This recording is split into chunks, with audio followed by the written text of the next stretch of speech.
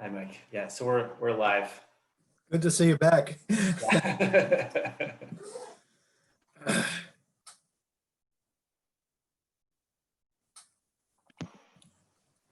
Oops, just trying to get my my headset squared away. Yep. Yeah, so we're live. Let me check the, oh, hey, Sarah. Whoops, she's not connected yet. Ooh, good morning, friends. Good morning. Morning. How are you doing? Good, very good. Good. I feel like it's been a good week. Yeah. Yes. Yeah, it's been really, really good. Going back through all the discussions and everything, it's been pretty.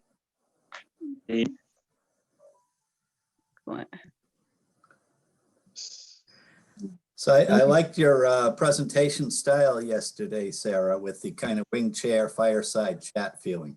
Thank you so much. I didn't realize how fantastic our Walmart bookshelves made. Like, it looks like a library behind me. No, I really enjoyed the discussion yesterday. And I'm so looking forward to hearing from you today. So I love this team that's put this together this week. Yeah, it really came together quite nicely. And it was great to see, like, across, I think I said that in some of the other private conversations, but seeing kind of across WPI, it's been great to kind of, well, see how consistent we are actually, like in how we approach, learning, and especially technology and online learning. So it's been, it's been pretty neat. I think you'll see a little bit more of that today, just a bit. That's great.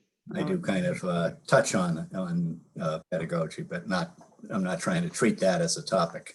No, that's what is fantastic. So to get the industry side and how we interact with industry, I know that's going to be something that's brand new probably to the majority of people that'll be watching it. Yeah. We're starting to see the numbers tick up a little bit. We might just wait. So it's live, just so that you know as well. Some people are watching. Some people are watching us, but I'm on my best behavior. So we'll wait a few more moments here until we see the numbers kind of increase. And I didn't quite draw people's attention to it on the Slack channel yet that it's live. Gotcha.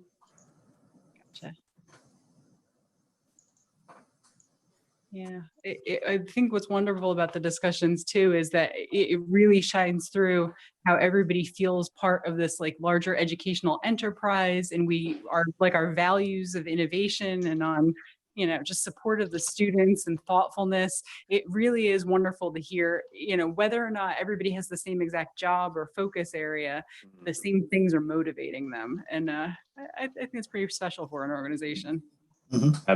Absolutely. Yeah, absolutely.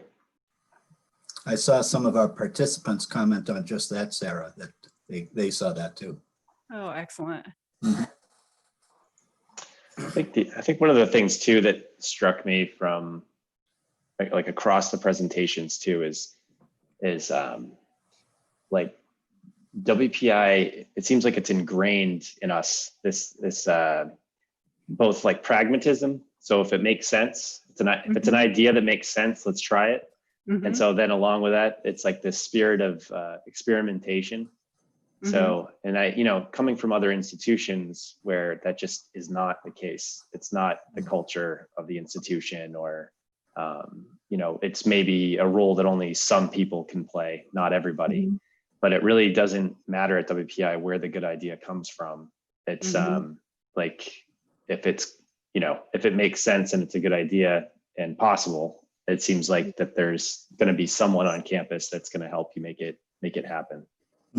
Yeah, the collaborative piece, right? That people then will hear your crazy idea and be like, yes, I want to be a part of that. Yeah, exactly. Awesome feeling.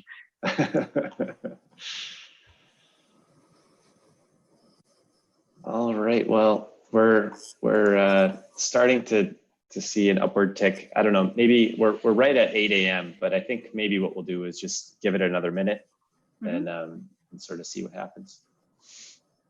Yeah, it's moving up pretty fast, so.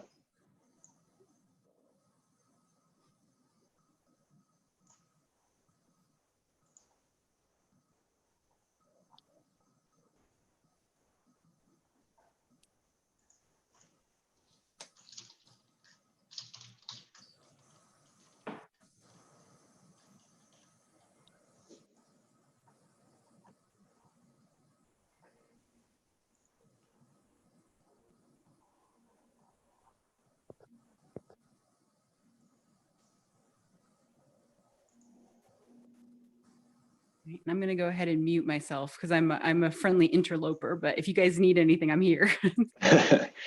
That's great, thanks. And Sarah, so the format's going to be slightly different.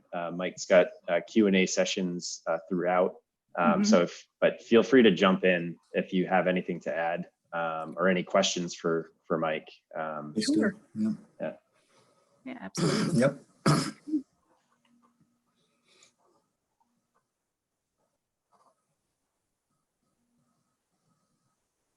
All right, I think we have enough to get started, and it's increasing pretty fast. So, all right, you all set, Mike? Yep. Great. Hi everyone. Good morning. It's now day 5. It's been, I think we can all agree, it's been a pretty amazing week. It definitely has been, the case for us on the WPI side. I have to say personally, I've learned so much from interacting with you. Your questions have been excellent. Your engagement with the questions we've posed to you has been excellent. And we're looking forward to another great session today with Mike Ahern, who's going to talk about WPI's the way that WPI interacts with industry. So it's relationships with industry, how we deliver learning, and sort of all of the things that are related to our relationships with different segments of industry. Before we get started, though, I'd just like to do a couple of several bits of housekeeping. So I posted in the channel a link to a new registration process, a new registration survey. And that link is something that you can share with all of your colleagues. It's for a repeat of session 1 that we're going to host, a repeat of phase 1 that we're going to host next week in a second session. So I know that there was there were more people that were interested in doing this than we actually could accommodate in the Slack workspace. So feel free to give that to any of your colleagues in Nigeria, and we're actually opening it up. So if you have colleagues throughout Africa, we're willing to open it up and accommodate them as well. And so then let me just say the way that the session is going to work today. So Mike's going to give his presentation. We're going to have question and answer sessions that are going to occur throughout his presentation instead of waiting just for the end. So I'll be engaging with you online throughout his presentation to consolidate your questions and formulate them for the different question and answer periods. Once Mike finishes up, he's going to stay with us, and at the end of this session, we're going to have, well, hopefully, our provost, our very, very busy provost, is going to join us for some discussion at the end and talk about next steps, looking forward into phase 2 of this program. Yes, Wally will definitely be here. Okay, so I am so happy, Carrie, we have confirmation. Yeah. So fantastic. So we have confirmation. Wally will be joining us at the end of the session today. And so, Mike, the stage is yours. Well, thank you, Joe. And hello, everyone. I guess good afternoon might be more appropriate for our audience. And let me share my screen here. So I'm pretty excited to be talking to you all about online education for industry. And I was thinking about the challenge that's facing so many of us with the COVID era, right? The challenge of moving to online education, which you heard earlier this week. WPI had been doing online education. I'll get into that, some of our history there. But then we had to ramp it up to 100% online education. And I think you heard Sia Najafi say we did that in about 10 days. So how is that possible? And I also know that we all strive to improve the quality of our online education and make it more impactful and relevant.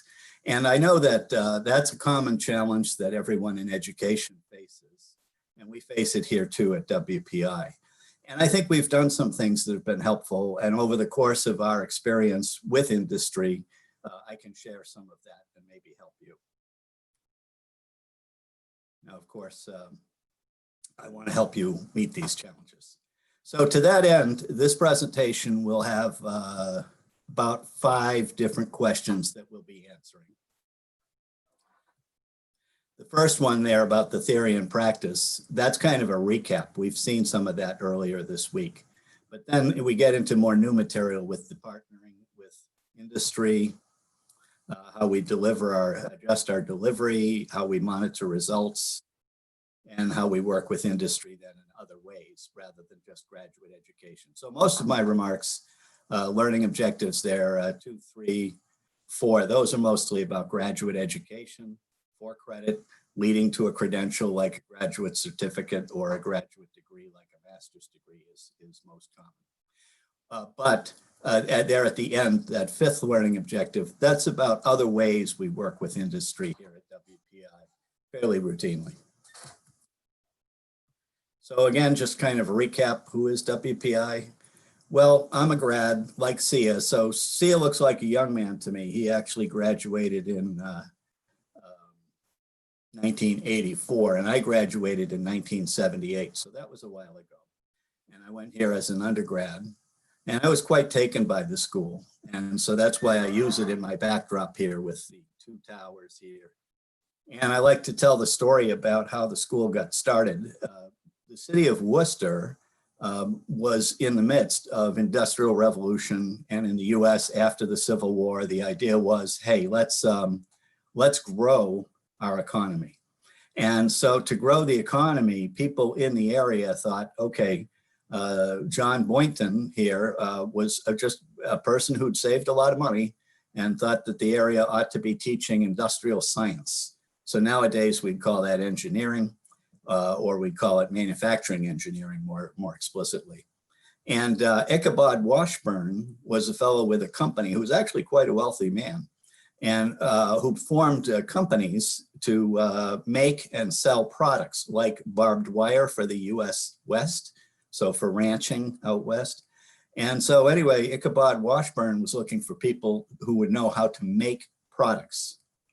And so they got together and formed WPI, theory and practice, Boynton Hall, named after John, there on with the classrooms, and the Washburn shops. And the students would actually make things in the afternoon. So they'd go to class in the morning, make things in the afternoon, sell them, and that would help offset the cost of the institution.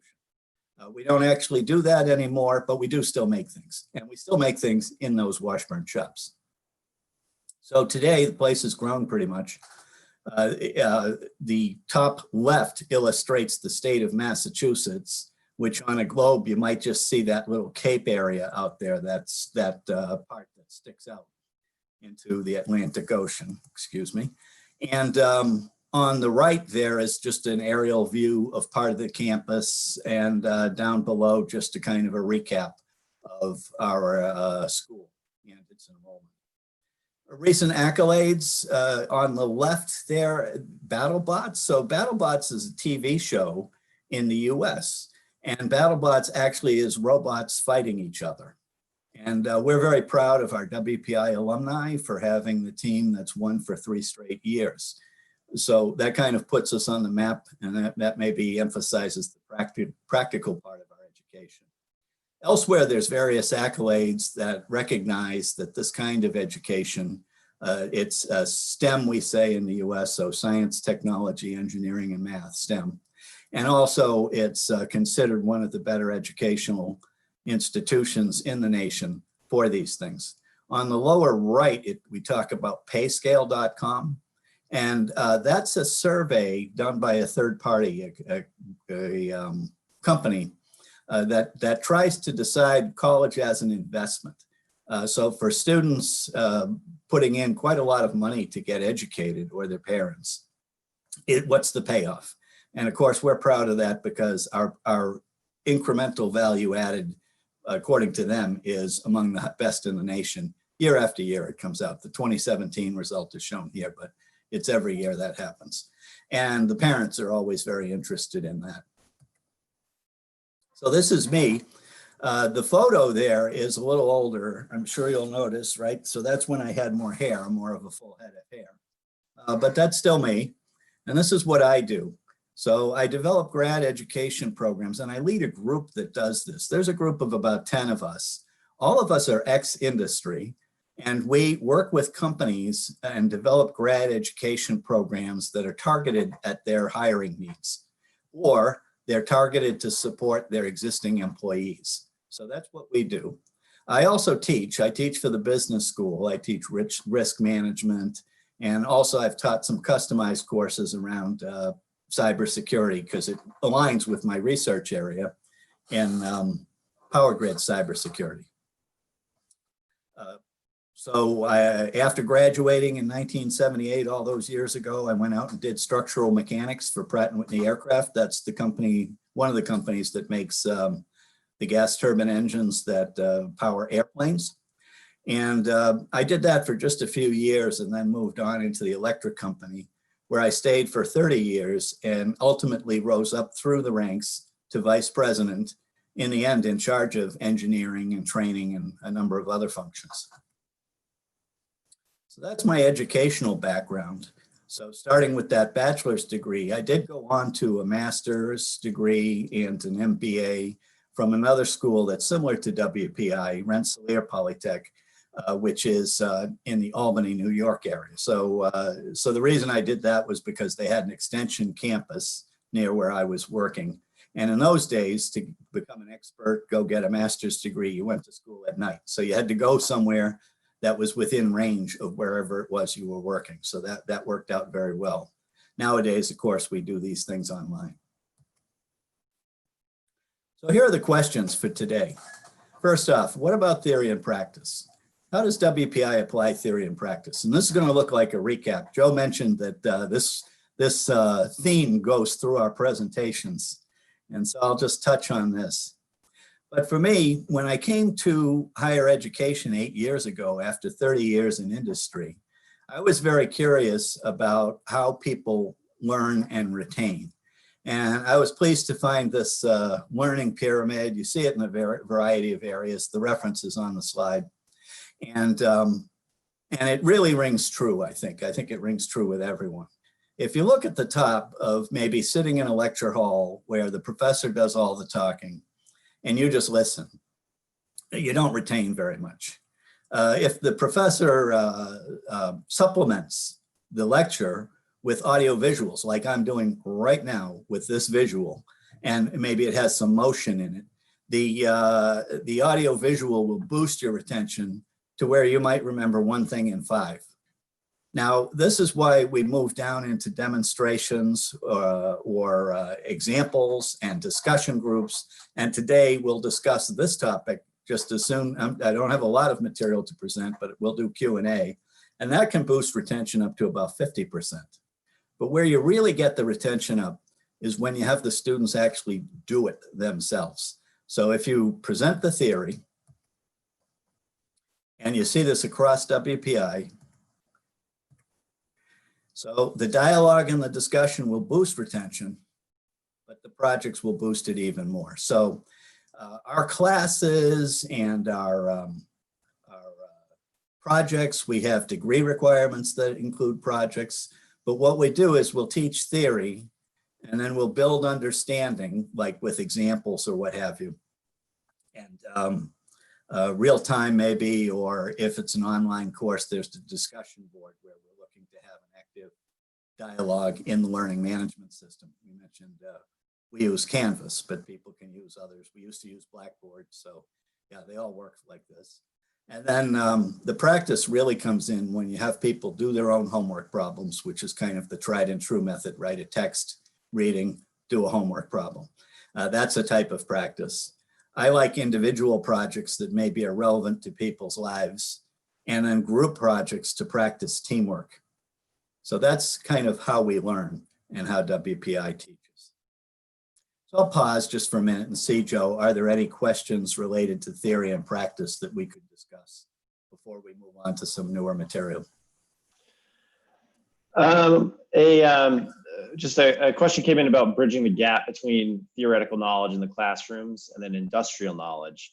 And so the way that they frame it, I'm going to kind of paraphrase it and twist the question a little bit. But so you and I have talked about this, on several different occasions. But in terms of connections to industry, and this idea of bridging the gap between theoretical knowledge in the classroom and then industrial knowledge. What role does that play, especially in the work that you do in our relationships with industry? How is it that we close this gap? Or is that something that's going to come up during? No, I think it's a great question. Yeah, so I hadn't really thought as much about how do we bridge it, because we do that. And I'll say this, so our faculty at WPI often work with industry in their research. And we also use adjunct faculty like me. I'm an adjunct, kind of a part-time instructor, a full-time staff member at WPI and a part-time instructor. And when you get someone like me or the other adjuncts who came from industry, who maybe worked in industry for 30 years, it's kind of natural, Joe, that when we see a lesson, say in my course around data analysis for decision making, we'll have an example problem from a text, but then maybe we'll share a story where we applied that sort of approach, that sort of analytical approach in our career to a real problem and made a difference. And I do that in my class, and I get great student feedback when I'm able to illustrate the usefulness of what the text is teaching to an actual problem that I faced in my career. And ideally, of course, the stories I share are all success stories. So where I was able to successfully meet an industrial challenge and describe that to the students. I have to say they love that. So I hope that helps. So there's a bridging that goes on just by the experience of the instructor. I really do think a lot comes down to the instructor. I think that makes a huge difference in terms of teaching. Was it Sia who said if you teach well in person, then you'll teach well online, right? That's right. I like that theory. I was thinking that's an interesting theory. We'll see. but I do think that if you can describe actual cases where you personally used the material to solve an industrial problem, that's a wonderful way to bridge it. Joe, do you have any to share as well? Yeah, I just was thinking about your comment about the experience of the instructor. And I'm an example of someone who's sort of Carrie likes to say that I'm a unicorn and that I'm rare. or is it imaginary? I don't know, Carrie. But the idea that I also came from industry. I've been on the business side of education and education technology, management consulting for a number of years, and I bring those experiences into the classroom with me. So I create some of the things that we do. I model the way that we structure the class. In part, the way that software and tech development processes operate, which is what the industry that a lot of our students are going to be entering into, not specifically ed tech, but software. So I take that really to heart. What you said about and the instructor even being the bridge between industry and the academy. And I think we get that with some of our other notable faculty at WPI who perhaps are leading in some area. You know, WPI has a particular expertise in materials and metals, and some of our instructors there will have ties into industry and will know what the current problems are, and they'll be able to bring those into the classroom too via their research. So I hope Absolutely. and one of the accolades, I don't know, I probably glossed over it, but we were really proud when the Wall Street Journal, which is a big newspaper here in the US, I think it's the biggest. And when the Wall Street Journal said that our school's the best at combining teaching and research. And yeah, and that happens because it's the people, it's the faculty who do that. Other question, Joe, or should we move on? Some of the questions I think are going to come up in your presentation. So Okay. I'll leave these for now, and then if it doesn't come up, I'll bring them back in. Okay, all right, okay, so let's move on. Yeah. Industry partnerships. So how does WPI partner with industry to shape the curriculum and develop the new content? Now, this one is not rocket science. We ask them and we listen to what they say. So that's it. So multiple levels of industry representatives. So the deans, you know, we have like a dean of the engineering school and a dean of arts and sciences and a dean in the business school. So the deans all have industry advisory boards with leaders from industry. So these might be people like I was in the utility when I was vice president of engineering. And so often the industry advisory boards have people from industry, and because WPI has the 150-year history, they're often also WPI alumni.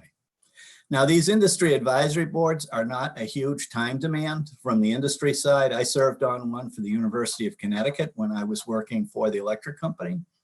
And what it amounted to was one visit a year to the campus for a morning and maybe a couple of conference calls.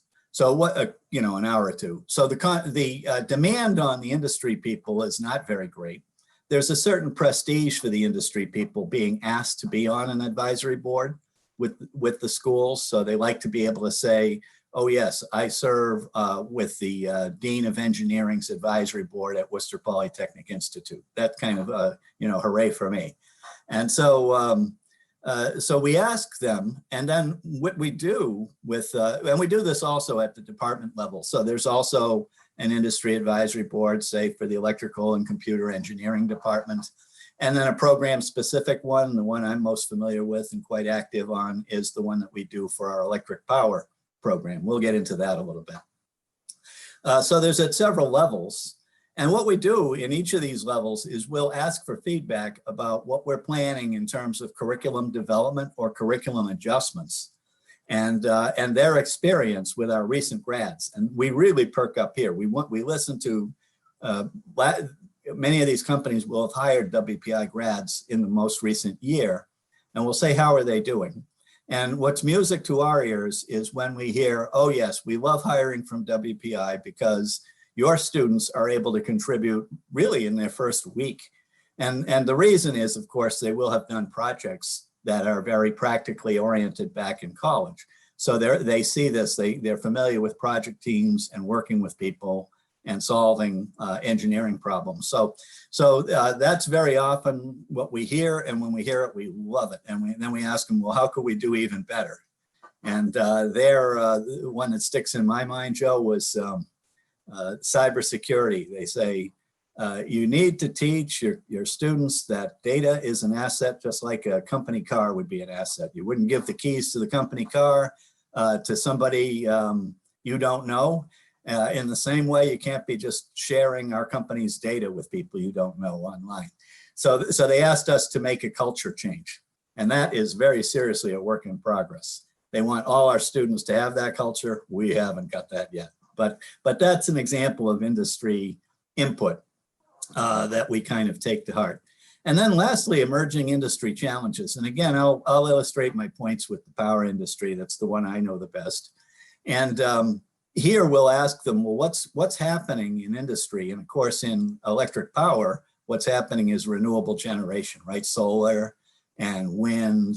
And how do you integrate those with, maybe you've got a power grid that dates from at least maybe 100 years old. Maybe you have parts of it could easily be 50 years old. How do you make all of that technology work together? and have it work well. So that's the kind of thing where we went and created courses. And again, I'll expand on that a little bit. Finally, what we do is we'll hold symposia at WPI, and of course in COVID, this year's energy symposium is sure to be online. But we'll hold symposia and we'll have experts share their experiences. But we'll also invite our current students. And our goal here is twofold. One is for everyone from the industry to learn from each other and just advance our mutual state of knowledge. And another, though, is to connect the students with the industry and for the students to consider the various industries as possible career paths. So maybe they'll get excited about the idea of remaking the electric power grid to stop burning fossil fuels and instead use renewable fuel sources. So that could be an exciting challenge for someone for their career. And then for the industry people, they're thinking, who are the future engineers and scientists who are going to help us make that happen? And so they are very, very pleased to meet our current students in these symposia. So this is another way that we partner with industry. And I think all of these are things that any university could do, I think, anywhere. I do think if you just ask the industry people, they'll be psyched to be part of your picture. So more in detail, my example here is electric power. And electric power, WPI, I mean, I wasn't around when it got started. WPI started teaching graduate education in electrical engineering in 1889. And there's a picture there from our early building, the first one in the US devoted to electrical engineering education, with an electric trolley driving in and out of the building. Now the building's still there, the trolleys aren't. No one has the trolleys in Worcester anymore, but they used to, and the students could work on the trolleys. And here again, good education for the students, very low cost labor force for the trolley company. And then if we look down below there today, what's going on, why utilities still partner with WPI, and they asked for tailored on-site graduate education, and now since 2009, online. So how'd that work? Well, the Energy Strategy Board, that's our industry advisory board for the area of electric power, that's what we call it, guides our curriculum development. And they asked for programs in what's called protection and controls, because when you put in a solar cell into an existing electric grid, it produces real challenges in the protection and controls area. So they wanted better education there. And they wanted distinct master's programs for kind of two tracks of people. One track would be future business leaders, and one track would be future technical experts. So on the one hand, perhaps people with an engineering background who would become the businessmen who would maybe lead, businessmen and women, who would maybe lead the company in the future, and I'm an example of that. Or the future technical experts who would stay with becoming a technical expert and maybe be kind of the best person for, say, a protection and controls challenge. And so what did we develop? We developed exactly what they asked for. Distinct programs. So we have a Master of Science in Power Systems Management, and this is what we call an interdisciplinary degree, and you see why. It's got 5 technical courses required and 4 business courses and 1 elective, and nowadays that's almost always a cybersecurity class. So, so the grads go and take those 10 courses and they come out with a balance of business and technical knowledge, become leaders often in the field for electric companies, and then maybe move up into senior leadership. Down below, the Master of Engineering is a degree in Power Systems Engineering, definitely 5 Power Systems courses, 4 Electrical and Computer Engineering courses, but those could also be Power Systems. 1 elective, that could be a Power Systems course.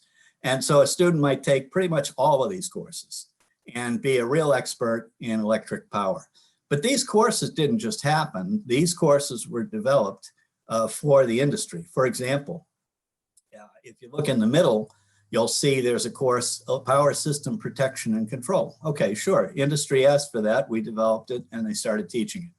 They said, that's a great course, they told us that's a great course for engineers who need to know something about protection and control as part of their job, but it isn't really the course that makes them a complete expert in how to design protection and control systems.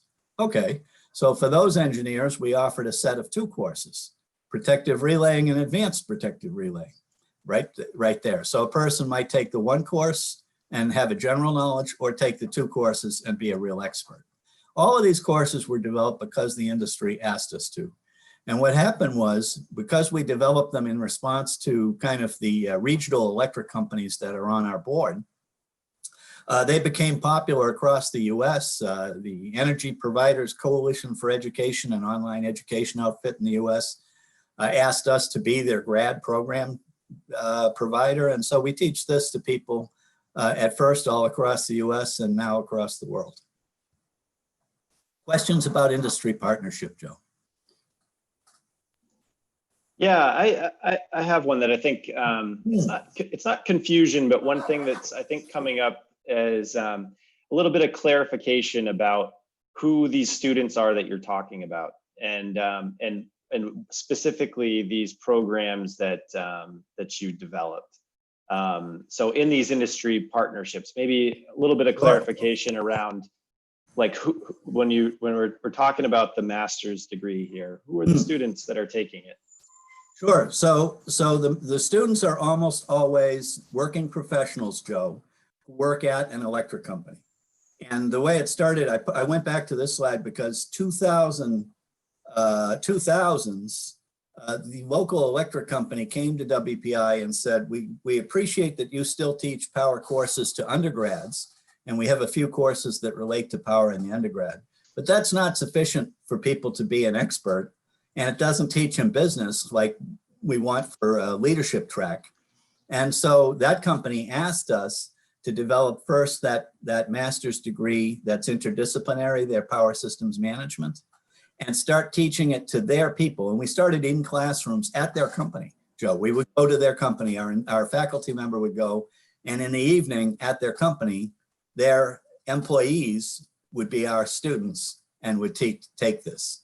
But where we are now is since 2000, we've graduated something like 700 people with master's degrees in power. We are either number 1 or number 2 in the US in teaching this topic. So yeah, it grew a lot. And then what happened was companies said, well, not everybody wants to be, the leader. In fact, a lot of engineers don't want to be the leader. They don't want to deal with other people as much. And so that power systems engineering. And of course, it's no coincidence that I do this for WPI, because before I did it for WPI, I worked in the power company. I was a VP for engineering. I was one of those people asking for these. They put me on the energy strategy board, Joe. All those. So they're almost always people from the companies. Yep. The undergrads in those symposia that I mentioned, the undergrads are WPI undergrads, usually electrical computer engineering students who have not decided about a specialty. So they might be sophomores, and they'll be interested in hearing from this industry and others and kind of make a decision where to specialize. So I hope that answered it, Joe. Yeah, so just to recap, because I think it's a different type of framework or a different type of engagement that is probably new to a lot of the people that are listening, is that, so we communicate with industry, we ask them about their needs. So what do they need their people to be able to do? And then their employees or future employees, and we develop programs that help meet the needs, the skills, the knowledge sets that folks need in order to be able to thrive. So in the examples that you were giving, it was around power, but it could be in bio, it could be in any type of field that we feel that we have a core competency. Yeah. And oh, sorry, go ahead, Mike. No, I was going to say, you're quite right, Joe. And for example, they didn't just need education to build expertise with their current workforce. They also wanted a future workforce. And the way it worked in the US was for quite a while, power companies didn't hire anybody. And so education in the power industry atrophied. There was many schools dropped their programs.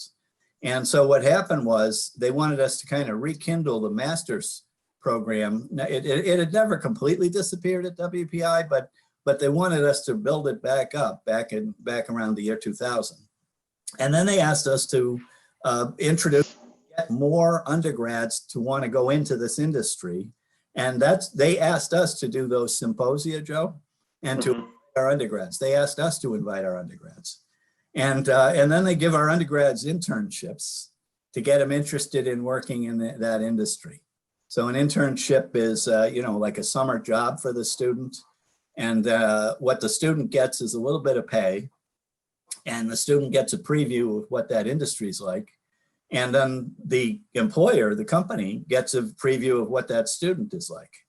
And if they end up liking each other, it is very common at WPI that students will have job offers in the middle of their senior year to go wherever it is that they and the company hit it off in an internship. So our students can do internships.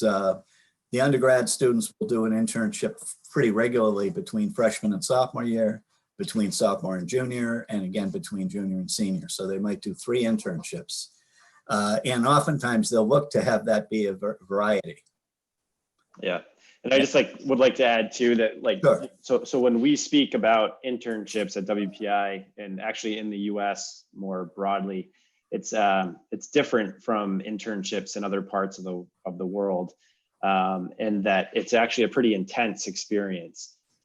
Interns, when WPI is involved in these types of internship experiences, it's not, for example, getting coffee or doing things like that. It's actual on-the-job experience of to gain the knowledge and skills needed to perform in those industries. Yeah, it's a real professional job. A real professional job. Right. So in my day, back in the 70s, this went on as well. And so between freshman and sophomore year, I was unsuccessful in getting an industry one. And so I worked in a restaurant, Joe, washing dishes. So I did that too. Sophomore year. But then after that, I got jobs with the U.S. Army Corps of Engineers, getting out and looking at evaluating shelters for nuclear attacks. And so that's what I did. But it was real professional work, and you did actually interact with the public and document your results and so on. So so to your point, it's a real job. Yeah, and intense. So I don't know whether to address this now or to that maybe it's going to come out in some of the next parts of the presentation, but there was a question about how online has transformed this relationship with industry. And actually, perhaps that's better addressed after some of the additional content. Well, let me just take a piece of it now, though. Yeah. So the piece I want to take is a lot of these partnerships started with, we want you to teach, say, protection and controls. I mentioned that's a challenge. So we talked to a utility in Florida about that after they had a really nasty blackout that was due to a misunderstanding by one of their employees. Didn't understand what they were doing. They didn't mean to, but they made a mistake, and the mistake caused a blackout for all of South Florida. So, and that includes the city of Miami, pretty big blackout. And it was completely preventable. And so they thought, okay, well, apparently our people don't understand what they're doing as well as they should. And so could we teach that for them, to teach protection, but at a level of the technician, so they don't make have a bad misunderstanding, make a bad mistake, kind of defeat the automatic systems and give us a big blackout. So could we do that? Sure. So we started, and this is back 5, 6, 7 years ago, we started sending a faculty member to Florida each year for a training week for them. And so all their new employees would learn about protection and controls and why they shouldn't defeat automatic systems and the like. And so we were happy to do that. Well, COVID comes along, right? And it's time to go teaching this again. So we say to them, hey, we could deliver this material online, and they say, great idea. And so what's happened with COVID is it's been moving online.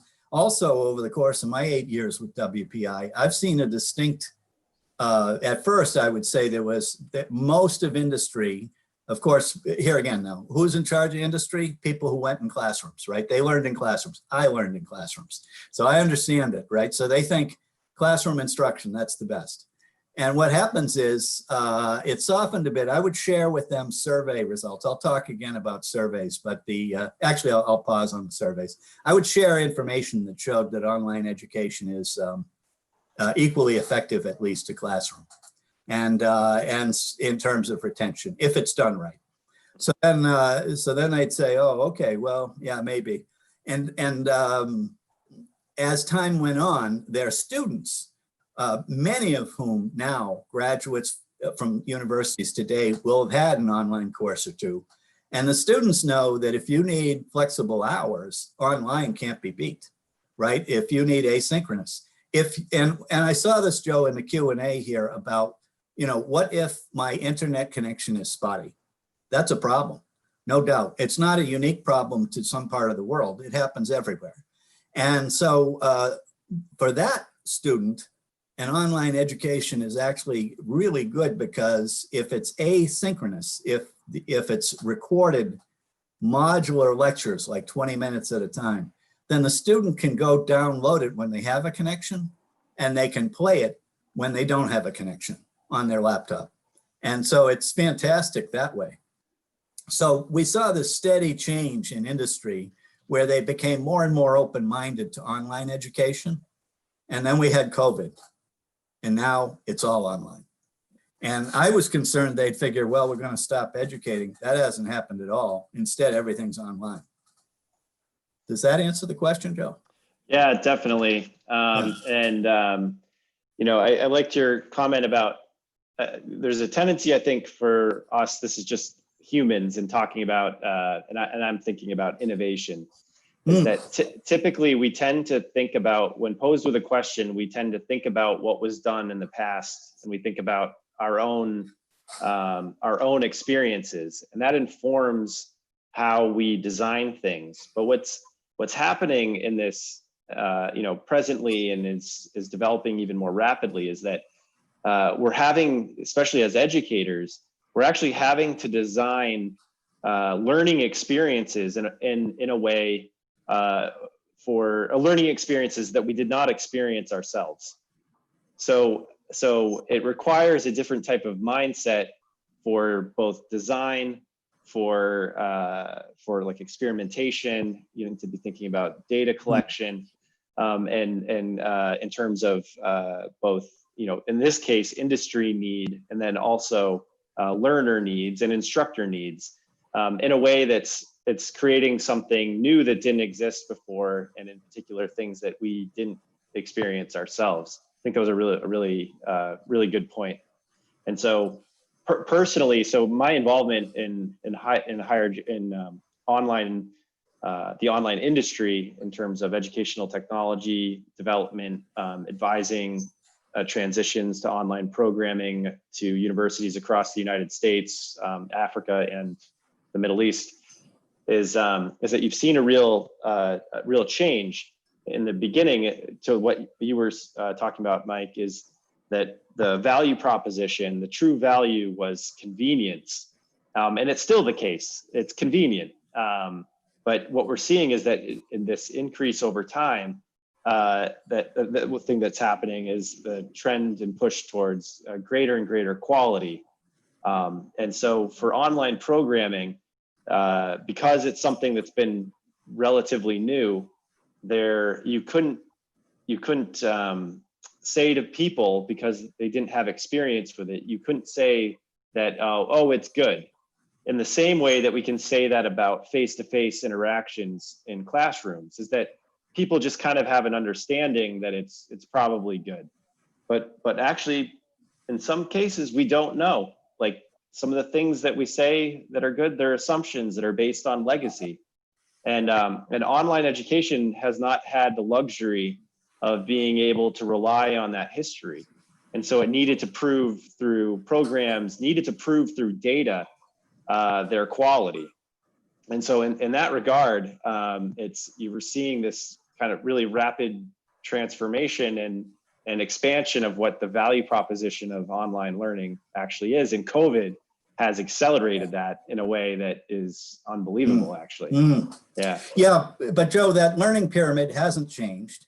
The learning pyramid hasn't changed. Right Yeah, now, you're right. we're online Right. right now, but we're doing discussion right now. Now it's 100%. It's not an ideal amount of participation, right, with our colleagues, our participants on another continent, but you can do a dialogue and show it, and you can look at their comments in writing and summarize them, and in this way we can all participate, and that boosts it.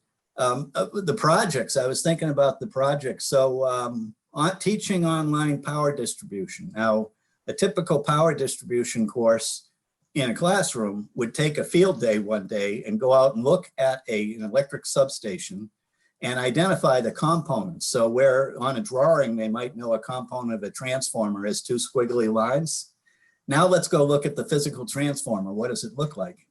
Well, the online course just tells them, go out and find the substation and look at it and send me a picture of the transformer. And get the same student experience, even though it's an online course and there's been no field day. So yeah, it's some parts are the same and some parts are different. And so I'll get into the quality maybe in another question here. Anything? Great. Free partnership, Joe? So it's just a lot of commentary about the need to establish partnerships in countries like in Nigeria. Oh yeah. There are questions around how Nigerian universities can get industries involved, and the types of engagements that they're talking about is pretty broad, but it's all to the point of the things that you're talking about. So I think I'll hold off on some of the other questions until maybe other sections. Yeah. Sure, and I will just share one little technique that we've used, which is, suppose there's a growing company in your region and you don't have a relationship.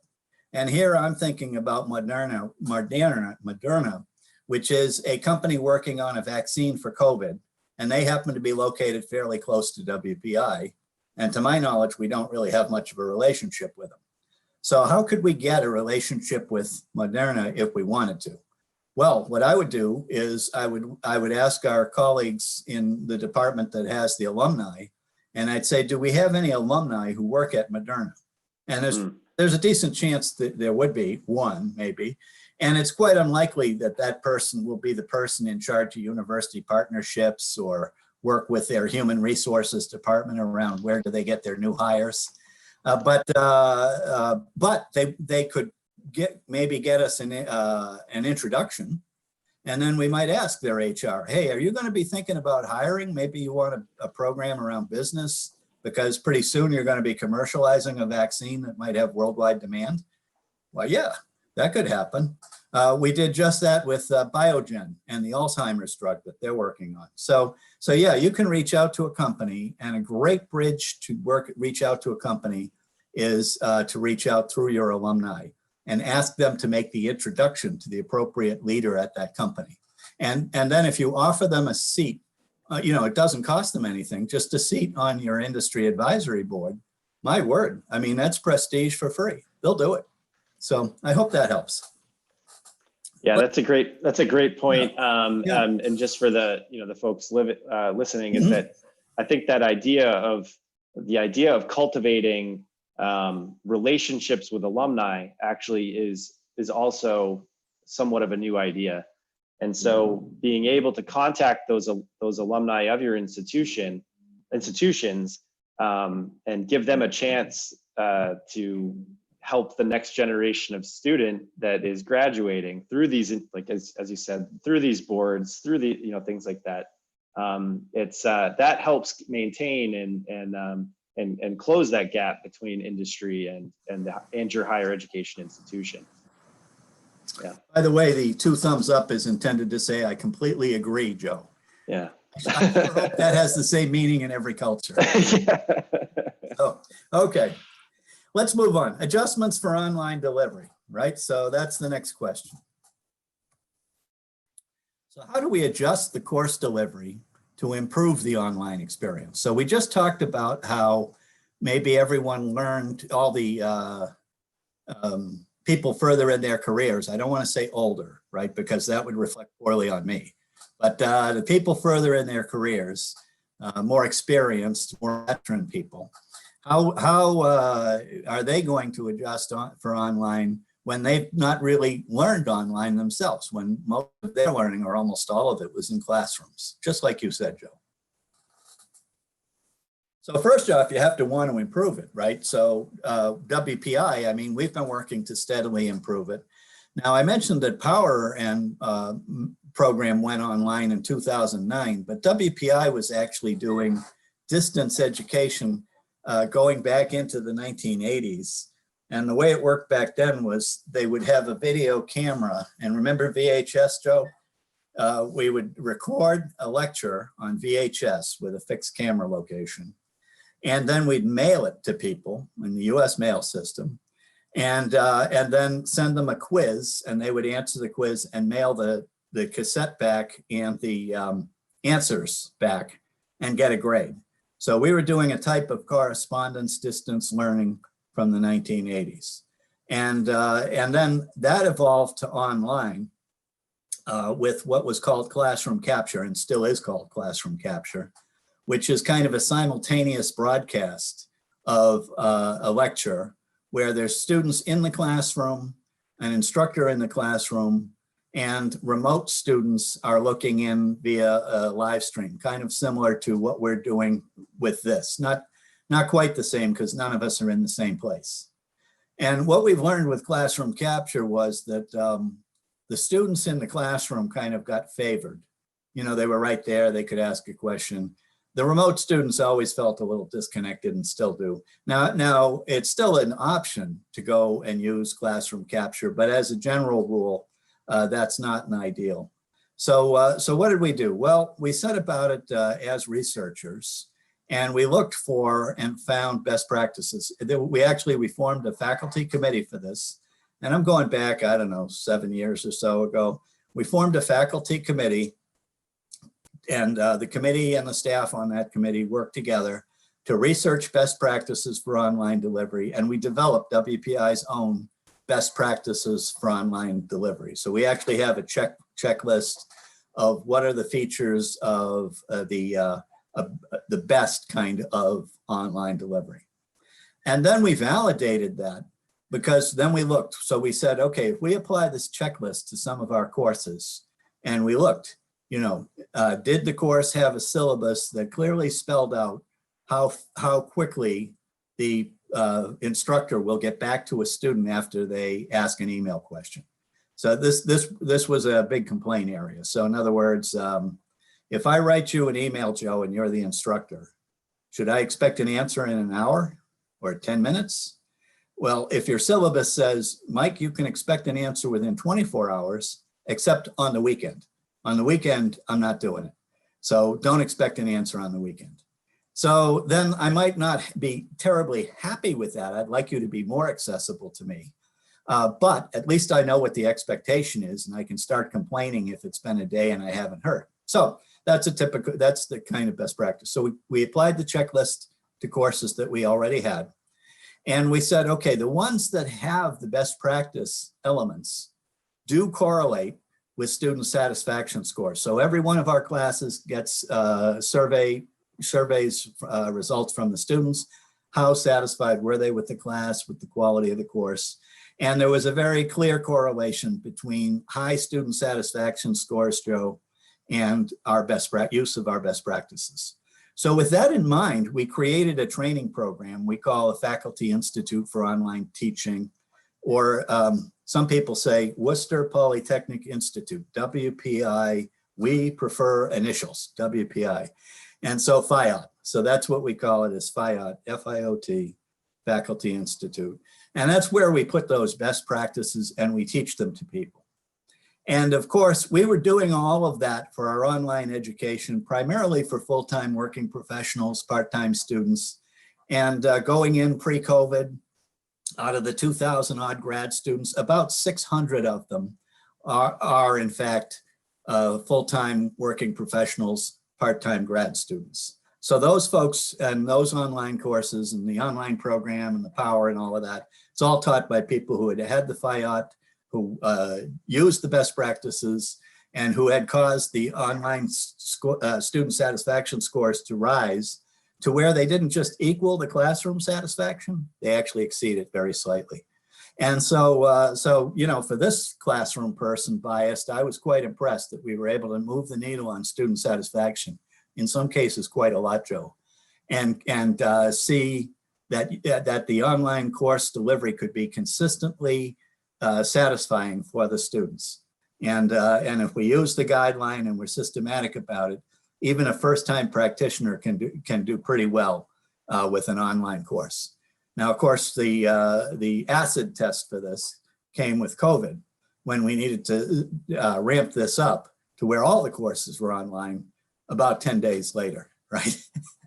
So we had a simplified FIOT. We shared the best practices. We highlighted the most important of them and went online. And now over the summer, many of our faculty are taking the full course and applying the full of the best practices. So we were very systematic about adjusting our online delivery for quality. And here are some of the insights. So I mentioned this before, the online students like flexibility. So they tend to prefer an asynchronous delivery. That is, rather than, you know, like we're doing right now, synchronous, where our participants and we are on the same call at the same time. Many people prefer where it's recorded. But when they're recording, you can't do something like an hour and a half. It needs to be 20-minute chunks so that when they have 20 minutes available. And as I mentioned from the dialogue I saw in Slack, for students in a country maybe with intermittent power and intermittent internet service, this is ideal, because then they can go download the chunks and watch them whenever they need to. Now, they still need faculty support. This really makes all the difference, right? So if you look at the 20-minute chunk, maybe you didn't understand what they said, you can rewind with this and listen to it again, which is an advantage over classroom, right? Versus if the class just moves on, you can't go backwards, and usually you're embarrassed to ask a question when it looks like all the other students understood it. But with this, you can go back and replay it. But if you still don't get it, or if you're stuck on a homework problem, it's just not happening, you're not able to demonstrate the result, why then the faculty support is so important and makes all the difference. They want to be able to get to the faculty. So that's why those explicit expectations in the syllabus, and maybe even in the first lecture, are needed. You need to really spell out how fast will they get an answer. And typical for us is that 24-hour idea. Also, our online students versus classroom students, the online ones tend to feel pretty isolated. So we really recommend, as a best practice, a lively discussion board. Something better than just, did you agree with the lecture? And of course you get yes, yes, yes, yes, yes. You don't want that. What you want is, when you read this, can you think of a story you could share that illustrates this point, the author's point? And get the discussion board to be more engaging, more real, more personal, and more human. And so, so that's a plus. And also, even though our students tend to want asynchronous, they sure appreciate it when there's a virtual office hour. Now, of course, with time zones across the world, no virtual office hour is necessarily ideal for everybody. But if the instructor is available via some kind of synchronous thing like Zoom or you know, MS Teams or any of them, if the instructor is available for an office hour where they can talk face-to-face, they sure appreciate that, Joe. The students really like that. So for us, we make that an optional feature of our courses, but we do we tend to prefer the asynchronous as the typical, and we make it so that the student can succeed without ever doing a virtual office hour. But boy, they like it if they can use that. Any questions about the adjustments?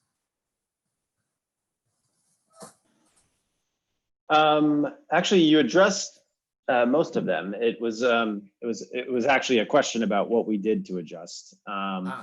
there's something that's come up that I was trying to figure out a place to introduce it, and it's been just kind of along those. We've been kind of touching on it and stuff, but so what we've been talking about, and some of the comments are about how flexible we are. So we approach industry, we ask them what their needs are, we kind of design for those to meet those needs. But the question was coming up around accreditation and sort of, so how is it that in what you were outlining, how is it that we can be so flexible in these things? Well, okay, so I'll start with it. You've got to have academic standards, and you have to uphold them. And so every now and again, I mean, it's not pretty, but every now and again, one of our students might plagiarize something, or one of our students might turn in work that really isn't their own. And of course, in the area of the narrative type of written assignments, there's even software that will help you spot plagiarism, right?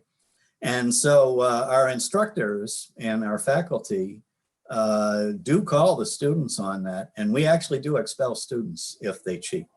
And so you have to uphold academic standards. The work needs to be their own. So that's first.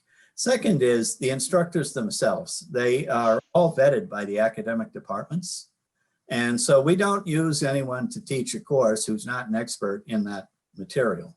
So the expertise of the instructor. And then each of the courses, the curriculum, the core curriculum, is what's described in our graduate or undergraduate catalog, describes what the course is. There's a narrative that includes explicit learning outcomes. Like today, we're doing 5 learning objectives in this little talk, but the narrative in our courses will describe what we're going to teach. And that's a minimum. And so that course description is never violated. So the idea is, if we're teaching data analysis for decision-making, like I teach, but we're teaching it to a class that's entirely made up of electric industry professionals, for example, or maybe I should use the risk courses at the grad level. So we're teaching all people at an electric company. And one of the things we're going to teach them about is how to do a little bit of probability analysis to kind of weigh risks, okay? So that's what we're going to teach. And we're going to teach the theory of that right out of a textbook, just like you would in a classroom. But what we're going to do with the examples is we'll make them electric company examples so that they're more relevant to the students. So when I say we adjust the curriculum, we're adjusting the curriculum within that graduate catalog description or the undergrad catalog. What the course description says is it's kind of the contract between the university and the student. You will learn this material, whatever is described in the catalog. And when I say we adjust it, we are making the examples more relevant. The instructor stories, the experiences that you would share as an instructor. It would be different if you're teaching aerospace students than if you're teaching power company students. You try to make it more relevant for your students. So those are maybe the case studies, the examples that you would bring in. Yeah. Exactly. Yes. So that's how we adjust. Now, when we create a new course altogether, there are faculty governance committees that have to look at that course. So you might develop that course description for a new course, like we did with protection and controls. And you'd say, we're going to create a new course and we're going to teach protection and controls. And here are the 10 learning objectives, the things that the students will be able to do after this course that they weren't able to do before the course. So that's what we're going to teach them, is how to do this. And that goes to a faculty committee, Joe, to look at and to decide. First, it would go in the department. So the electrical and computer engineering department faculty would say, is that a legitimate course? Is that something WPI would believe in? And so then if they agree, or they agree after its few adjustments there, it would go on to a higher level committee about all of the courses at WPI, and they would review it. If it gets approved, then we can offer the course. So you see, there's academic controls here. The faculty are entirely, they're all vetted by the academic department, and the content is reviewed by a committee at 2 levels. And the minimum content is what's agreed to in the catalog, But within that, then you can go ahead and make it more relevant for whoever your students are. Does that help, Joe? Yeah, that's great. That's Yeah. excellent. Yeah. Yeah, so that's a bit, but that's a great question. They're right. It can't just be a free-for-all, right? It's not, Right. in effect, we'll teach nothing. I'll just want to say this about accreditation too. So WPI has all of the relevant accreditations. And the way accreditation is done in the US is there are regional accreditors. And WPI has all of its programs accredited by the one for this region of the US. But we also have accreditations by programs, like our business program is accredited by an outfit called AACSB. We're very proud of that because they only accredit about 1/3 of the US universities' business programs, and it's the best third. So we're very proud of that accreditation. We'll go get accreditation from ABET, which is for engineering and technology. The A used to be American, but then it became an international standard. So ABET. And just for some perspective, ABET was formed in around 1935 or so, if memory serves. And WPI was one of the charter members, Joe. We helped the accreditation committee in the 30s and we've accredited ever since. One of our faculty members was a recent president of ABET. So we've been very closely associated with the accreditation authorities throughout this journey. And of course, we listen very carefully because they want what we want, right, is a quality education. And so we work closely with our accreditors to deliver accredited education, but accreditation is kind of a minimum standard. We're often operating kind of above that. Yeah, that's great. And I kind of want to say to the audience that unfortunately, I'm not entirely familiar with the accreditation processes in Nigeria and elsewhere. I know some of the other countries in sub-Saharan Africa, but so I can't actually give. There were some specific questions about how this can be done within the Nigerian framework in particular. For that, you're going to really have to think creatively and have an understanding of what the accreditation processes are, and then where there's room to be able to be flexible, for flexibility to work with industry to be able to meet the needs. I mean, it's what we do actually, in the way that you explained the process, that finding those areas where you can be flexible within the accreditation rules and processes. So I just kind of wanted to throw that out there, that although I can't speak to the very specifics, I mean, that's the way that often, and I talk about it even when I'm trying to be innovative within WPI's own framework, is that having constraints actually can be a great source of innovation. And so I try to hack the unique qualities of the WPI system in order to create something new. And so I just kind of encourage people to be thinking along those lines as well within the Nigerian processes. And also there's talk on here a bit about advocating for where policies need to change. So that's some of the work that needs to be done. Yeah, and I do think dialogue and talking to accreditors is a vital part of this. Right. But yeah, WPI enjoys, quite a history here. Like I say, we were a charter member of starting the Engineering Accreditation Authority here in the US and have been accredited ever since, so we do bring a certain amount of credibility to the dialogue. And it's more of a partnership. Now, in my career, I've worked with a variety of regulators. Like when I worked in nuclear power, we have a very vigorous federal regulator to protect all of us from public health and safety. But even within that, there's a whole rule set you have to follow. When we found the rules challenging and we thought that the right thing to do was different than what the rules said, we had a dialogue with our regulator. And it didn't always work, but sometimes it did. And so my hope would be that a dialogue with a regulator about why you want to do something different than what is typical and why you think that actually offers a benefit, say, for the students. I think such dialogues are worth trying and may be successful. I hope so. Great. Okay, so how about monitoring and adjusting? And this one's more tactical. So how do we use feedback to monitor results and then guide the adjustments? So here again, it's kind of not rocket science, right? We have to actually talk to people and survey and listen to the results, right? And then be willing to act on it. So this is an old continuous improvement circle, right? Plan, do, monitor, adjust. So this is the monitor phase that feeds the adjust phase for improving things. For corporate sponsors, so now who's a corporate sponsor? So this might be some corporate officer who decides WPI grad program is how we're going to teach our employees. And so, so if that's how they feel, then we send them a survey from time to time to ask, we send them a survey annually, once a year. And we ask them, how are we doing in terms of meeting your expectations? How could we do better at meeting your expectations? But we don't wait for once a year to talk to corporate sponsors, and we ask them, how are things going? And we also share with them information, like we'll teach a course, we'll get student survey results. We share those survey results.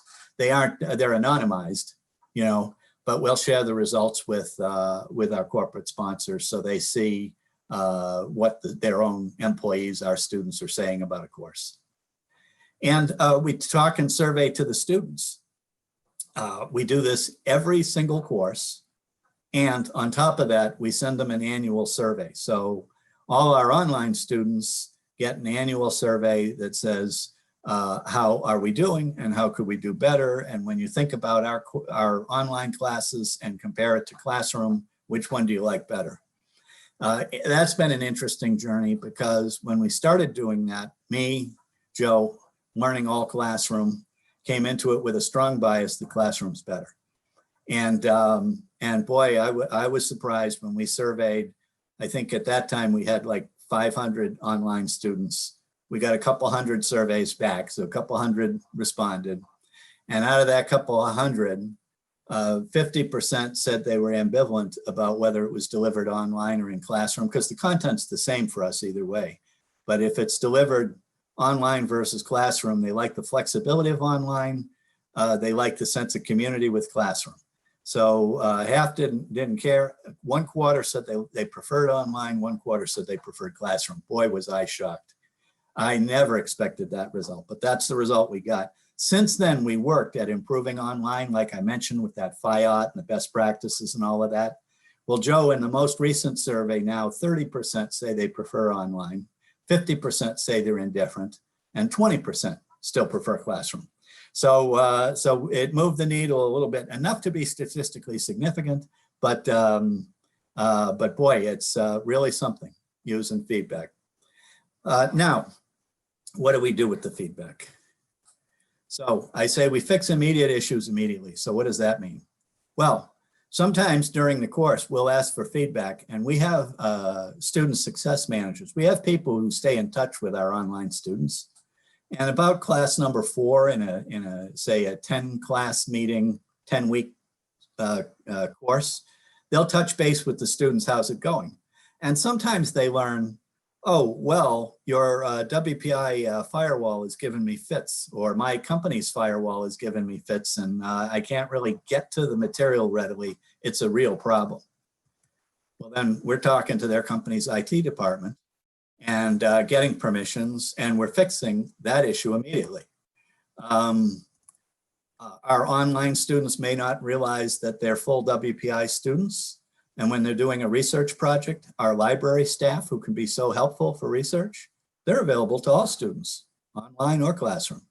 So when they say, I'm having a real problem using your library services, we touch base with the librarian. Lo and behold, all problems are solved. And so we fix the immediate ones right away.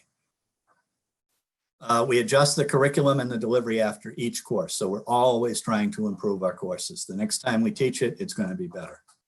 And this can be very small things, like students maybe didn't pick up on this, or where I gave one example of how to solve this kind of problem. Next time I teach it, I'm going to do 2 examples, you know, that kind of thing. Kind of tactical, not at a kind of a world level, or perhaps the industry example I used it was a good example, but it's not the best example. Here's a better one. Next time I'm using that one. Okay. And we adjust the faculty training. So that FIOT, that's actually evolved just a bit. It's not all the way to FIOT 2.0, but it will be. And we'll have a continuing training now with our Chris Demetri, who was on the call, I think, on this participation yesterday, right? Chris will have a continuing training for our faculty to move the needle even further for people who've taught online, and now we want to teach online even better. So we adjust the content. So we get the improving trend in student satisfaction. And of course, everybody's wild about rankings in the US. There's a publication called US News and World Report. It's rather respected in its rankings for universities. And we're pleased that our rankings for our online education programs have been steadily improving, and we're among the top in the country. So you see it show up in student satisfaction, and you see it show up in national rankings. So we do that whole circle of adjusting and then monitoring the second time around and actually seeing the improvement. Questions about obtaining and applying feedback?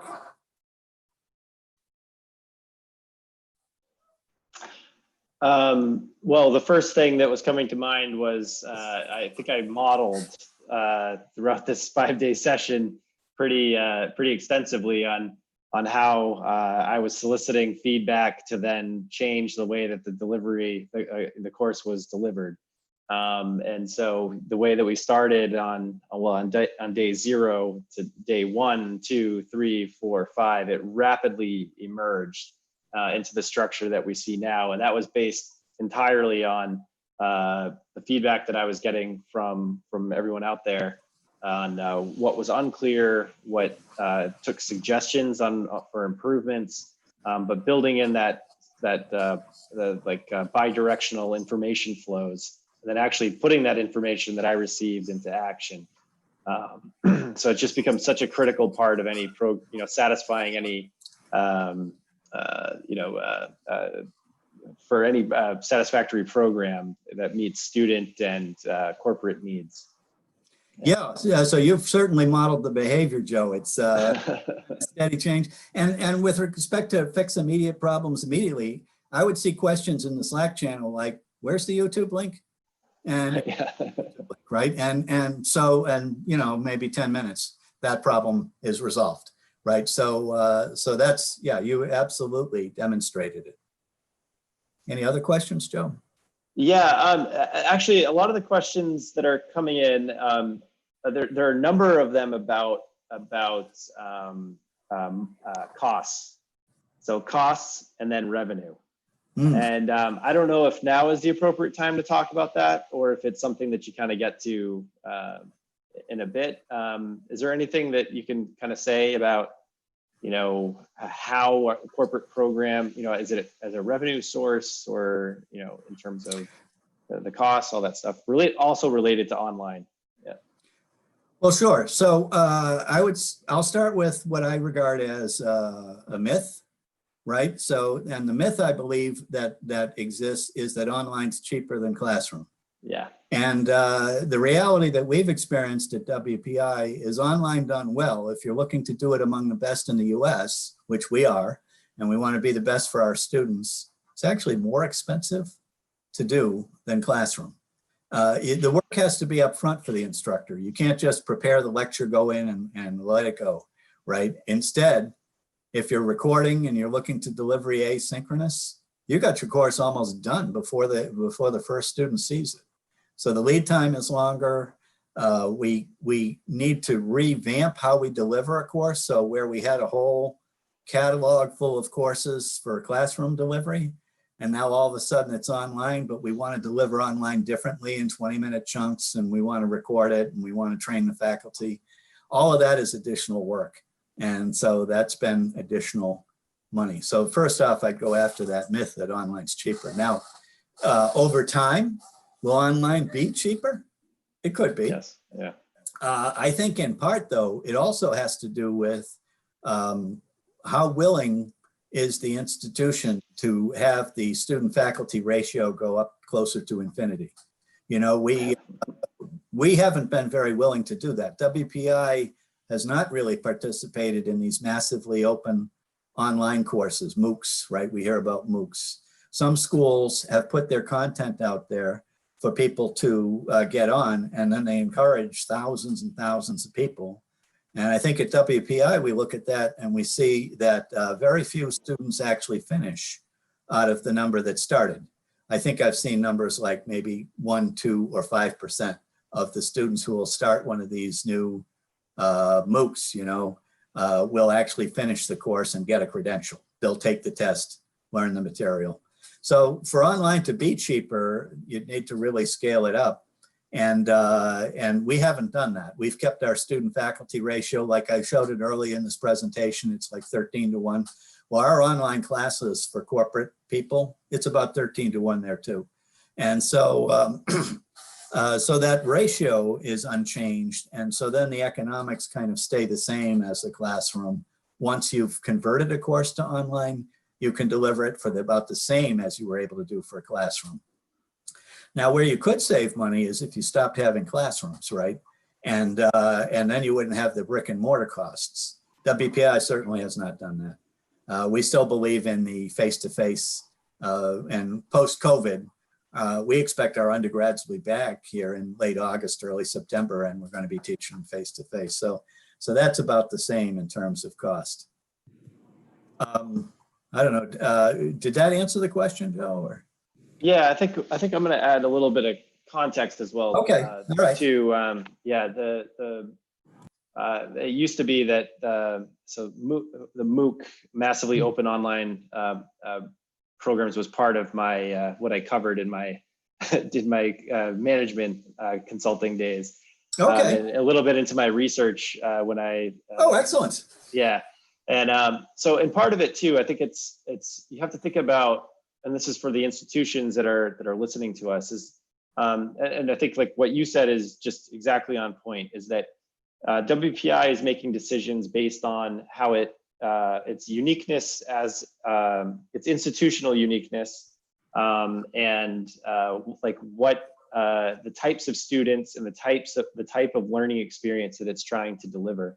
And so for the other types of institutions here that are people that are listening, you know, that are already have class sizes of 2,000, 3,000, 4,000 students, they're already delivering in face-to-face lectures on a scale that is not the way that our institution is delivering. So they might have different types of considerations in terms of making that transition online. Yeah, yeah. But I totally agree with your point about costs for the costs associated with online, is that there tends to be a belief that it's just simply cheaper when it's a way to save a lot of costs. And in the short term, it's not.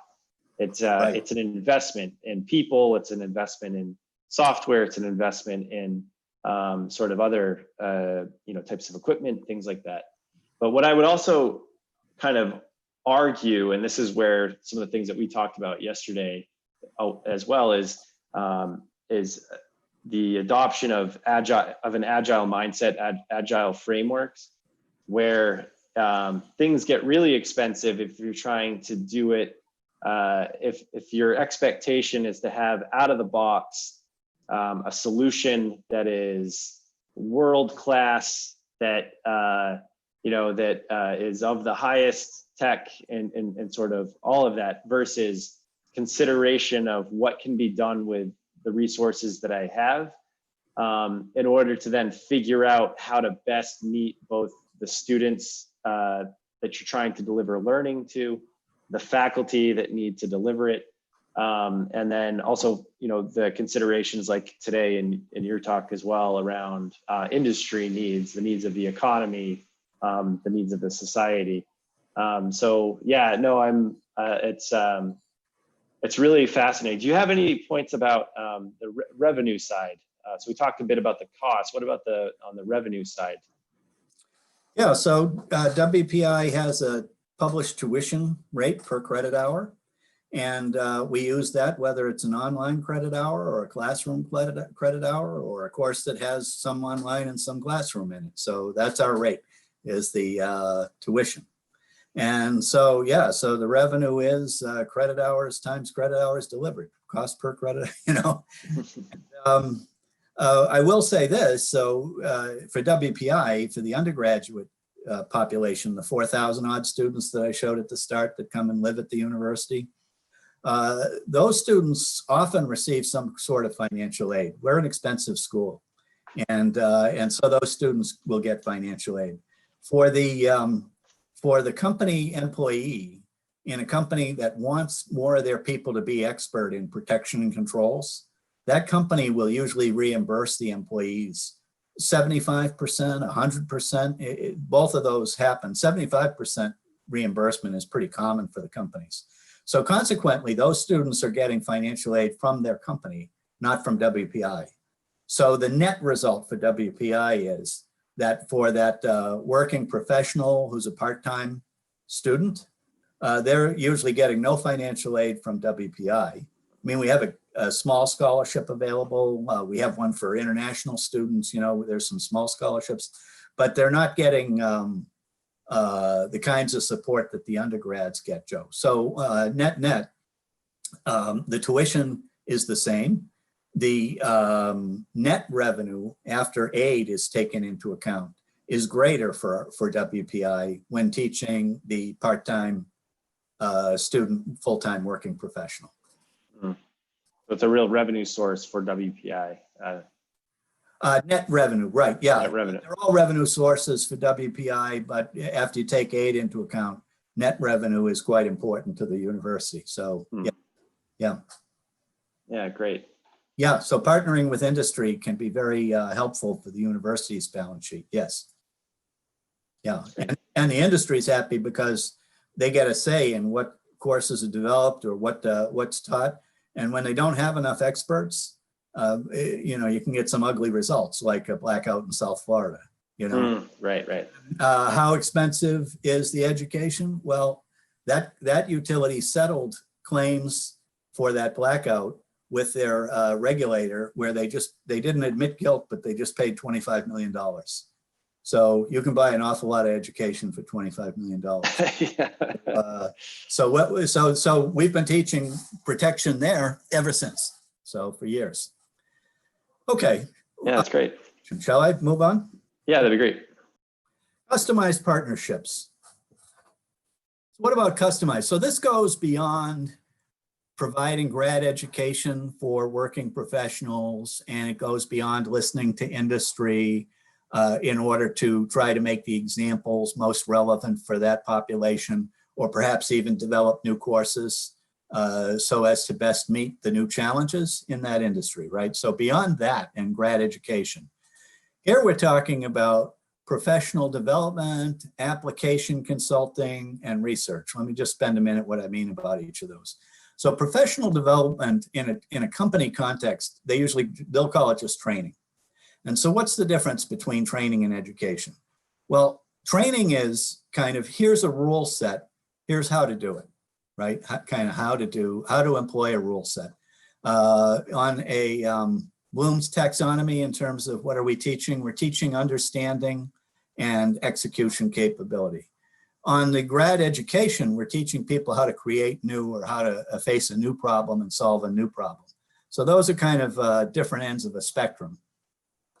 Professional development's more on the training end.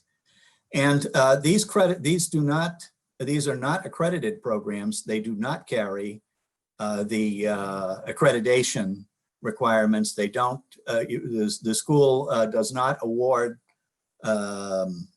credits for the result, but the industry gets the content that they're looking for, because we will create courses and teach them for industry. And here we'll do exactly what they want us to. It's not accredited. We don't have to be concerned with that. We'll still provide an expert, absolutely. And we'll teach what they want taught when they want it taught. And so we go ahead and do that. Application consulting is kind of more rare, but what that is if we teach something and then the company likes it so much they want to implement it, but it's really new for them. And then they want us to work with them as they implement it. Now, here's what happens then, Joe. They send us a non-disclosure agreement. So we've signed a bunch of non-disclosure agreements where we agree with a company not to disclose that we're working with them on developing their new medical device or designing their next generation whatever. And our faculty will actually be consultants working with their staff to go ahead and create a new product. So that goes on. And finally, research. So that's like my research. So I do power grid cybersecurity research. And I do that for a company that was hired by the US federal government to better protect the US power grid from cyber attacks. And one of the companies we're used to working with and providing education, they were saying, we have no expertise in the power grid aspect. They had expertise in cybersecurity, but none in power grid operations or how the power. So could we be part of their research team and help them meet the US government's requirements for this research and kind of advance the state of the art, come up with new systems? Sure. And so that's something I've had a little bit of involvement in and been helping them out for 5 years. So this is the kind of thing that goes on, is customized partnerships. So we're here again, we're partnering with industry, and this is greatly built on trust. So it starts on a foundation of that dialogue and those energy strategy boards and being responsive to industry needs. But when that happens, when the company has a need to teach their people new habits, like cybersecurity habits, I've been hired to create and teach cybersecurity, just kind of basic cyber hygiene. They'll think of WPI as a place they could go and get a course developed just for them, and we could teach it just for them. So we've done that. And what if we customize the examples in the grad courses? I mentioned that already. We help them apply what they've learned. I talked about this. So this is application consulting, and we'll conduct research. So we do all of these as well, Joe. Now, for a sense of scale, this is not on the scale of the grad education. Grad education is more of what we're concerned with for industry. But we do all of these for industry if that's the concern they have. We are I don't want to say we're expensive. We're expensive compared to off-the-shelf courses by others, right? So if it's not accredited, why do you have to hire a university? Well, you don't. You could go to some house to be a training house, or maybe you know an expert and they would just create the course for you. Great, you could do that. If you want us to, we will do that. And what's interesting there is on the economics of that, Joe, is usually there the class sizes are much bigger. Like we've taught things like what's called electromagnetic compatibility, which is trying to get electric systems not to interfere with each other. That's a problem on submarines, where all the power is all inside the boat, and high power things are near low power things, and so you need to be concerned. And there we'll do class sizes like 150, Joe. And of course that changes what you teach. So you can give a project assignment to students, but the degree of one-on-one interaction with the instructor, where the instructor guides the project on success, the instructor simply can't deliver that at scale like you can when it's a grad course and the ratio is 13:1 or so. So those are other things that we do with companies. Now I see we're getting on close to the time here. How about taking the questions here? This is my last question, my last piece of the presentation, Joe. So, questions about customized partnerships? Yeah, I think actually what was dawning on me, and just from some of the comments and questions, and then from the presentation as well, as maybe it might be useful to explain. So there were these questions around flexibility, like how we're able to be so flexible to work with industry for this. And because I think, what's the undercurrent is around, well, the opposite of flexibility would be that some of these institutions are, that I think people are posting about, are a little bit more rigid in their organization. So what I was wondering if you could maybe explain a little bit about ACE and maybe the way that WPI has even organized itself to be able to do all of this. Oh, sure. that. Yeah. So ACE. So again, we prefer initials, right? WPI, ACE, Academic and Corporate Engagement. And so this is a group I lead. And there's about 10 people in the group that have a variety of, they all came out of industry. Several others are alumni. They're not all alumni of WPI. And every one of them came out of one part of industry, but a different part. So in other words, I have a colleague, I came up through the power industry. I have a colleague who came up through kind of a mechanical engineering outfit. We had another one who came up in making semiconductors, and another one who worked for some of these biopharma companies like Genzyme, now Sanofi. So different people from different industries are just for this purpose, working with industry. And and WPI is not typical of US universities at all in this regard. There are few universities that have a similar outfit to us. I don't know the entire history of how did this grow up. I do know it's old. I know it goes back at least to the 70s when I was an undergrad, because I remember this. My first company I worked for, that jet engine company, Joe, they had WPI down to do customized professional development courses. I remember Professor Ron Biederman coming down to Pratt & Whitney and teaching us about metallurgy. So it's been going on for quite a while. But yeah, we have an organization who's tasked with this. And like that, we were talking about revenue and net revenue. And the result is that this organization delivers quite a nice amount of net revenue to the university. So we're better off having the organization than not having it. So you can't create that overnight, that's for sure. But what a school could start with is just maybe those industry advisory boards and being open to it and talking to them. I think that's where you would want to start. Right, and I think it's kind of funny. I think I've read some people's minds.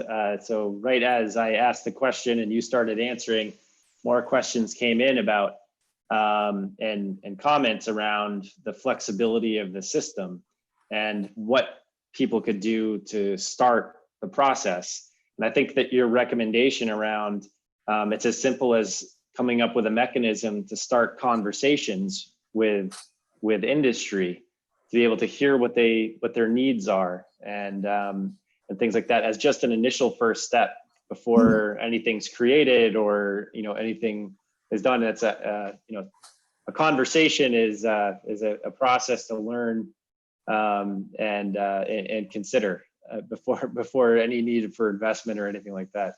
Absolutely, yeah. Conversations enrich both parties, right? If they both listen and if they trust each other enough to be honest. So I think you have to. That first conversation tends to be a little more guarded than if you've been doing this for years. And it's the 10th energy strategy board meeting. All the parties know each other, and we're going to talk about this year's increment. That's a much more trusting, more open conversation than that first one ever was. So you're right. Starts with a conversation, a willingness to maybe stay engaged, and a willingness to listen. And lastly, I think for the university, a willingness to change. You need to be willing to listen to what they say and then say, okay, here's what we can do. Maybe we can't solve that for you, but maybe we can do this. And willing to do that. Yeah, that's great. Yeah, I don't know if there's more questions, but I see it's 9:40 and in local US time, Eastern. Yeah, let me actually bring let me bring Sarah and Carrie into the conversation. I don't know. Do either of you have anything to add to this? Joe, Wally's here too. I mean. Oh, Wally, I actually didn't realize Wally was here. Hi, Wally. Hi, Mike. Hi, Joe. How are you doing? Doing well. Good. Hey, Mike, I've been enjoying the conversation. Good. Oh, excellent. Good. So, hey, Mike, would you stop sharing your screen? Stop sharing. Yeah. We're done. We're done. By the way, when people, if they want to know in touch with me. That'll be in the presentation. So that's there. Okay, we're done. Okay. Yeah, so excellent. Thanks for joining us, Wally. So you joined us to kick off the week, and we're here on day 5, wrapping up. And I just have to say, I can speak for myself on this, that it's been a highly rewarding experience with learning about the Nigerian context and getting all the feedback on all of the presentations. There's been an incredible amount of energy, great questions, and lots of insight. I'm particularly happy to have you join us, and because you are uniquely positioned to be able to address a lot of a number of the questions that were raised about the Nigerian context.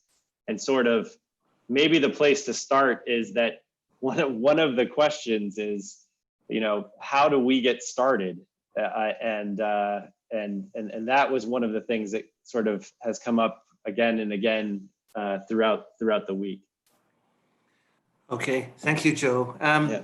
I think this is the first step, this introductory workshop, just to give everybody a sense of what we have and the range of things we have to offer. I would say that in terms of this program, the really key aspect for all the universities is to make sure you register to do the second phase. I think having made this start, really being part of that phase that will give you all the details and prepare you to launch your own online operations is absolutely critical.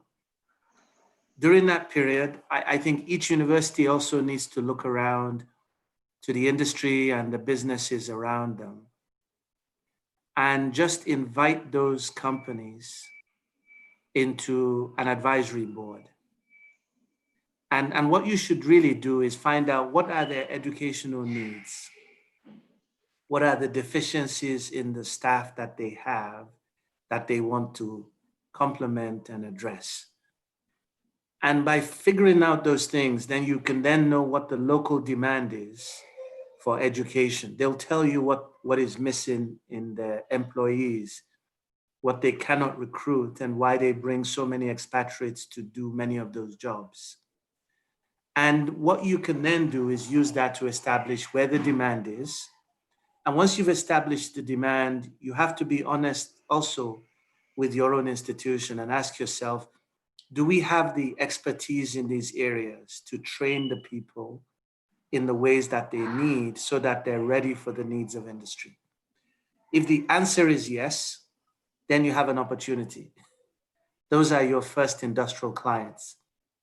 The answer could also be that maybe if we collaborated with WPI in Power, we could have our own power professors and the WPI power professors do a training program for industry that really solves our power problem.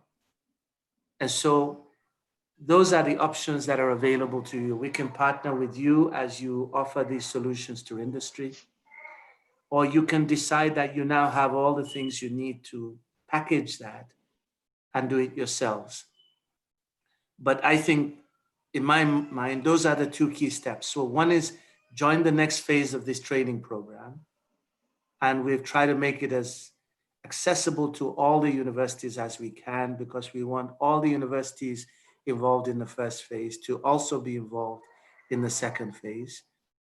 And then form an industry advisory board that will allow you to look at what the true demand is that you need to fill.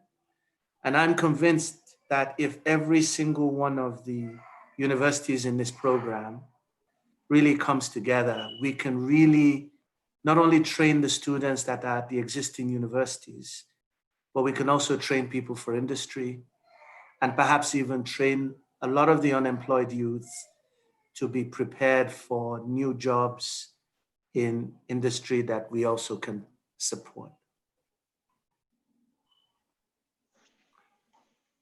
Yeah, that's great.